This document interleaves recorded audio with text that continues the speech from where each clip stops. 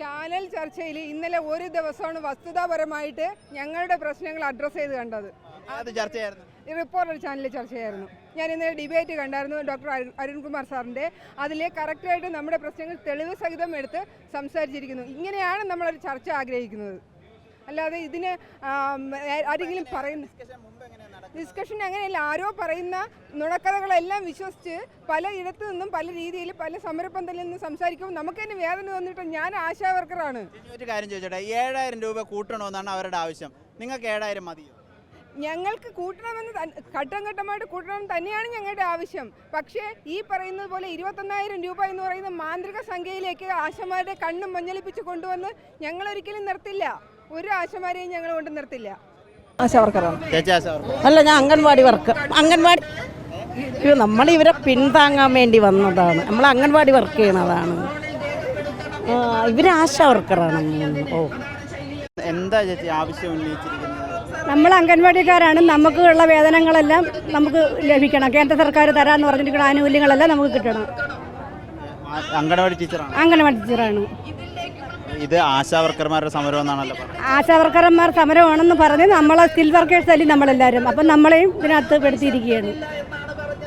ഞങ്ങൾ അംഗൻവാടിക്കാരാണ്. അംഗൻവാടി ഞങ്ങൾക്ക് മാന്യമായ തൊഴിൽ ശമ്പളം ഞങ്ങൾക്ക് തരണം. അത്രയും ജോലി അംഗൻവാടിക്കാർക്കുണ്ട്.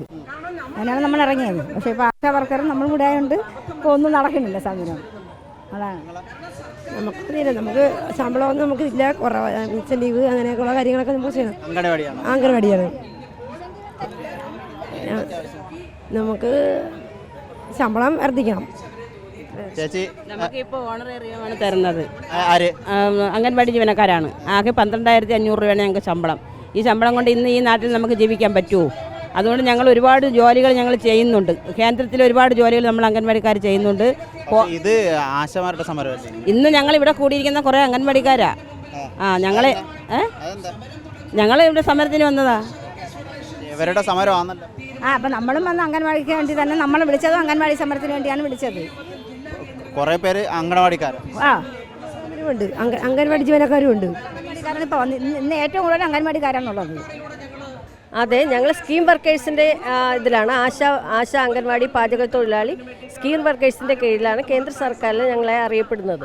അപ്പോൾ ഞങ്ങൾ മുഴുവൻ തൊഴിലാളികളും ഇന്ന് സ്കീം വർക്കേഴ്സുമായിട്ട് ബന്ധപ്പെട്ട ആശാ വർക്കർമാരും സഹായിക്കുന്നതിന് വേണ്ടി ആശാവർമാർക്ക് പിന്തുണയായിട്ട് വന്നതാണ്. അതെ അതെ അതെ, അംഗൻവാടിയാണ്.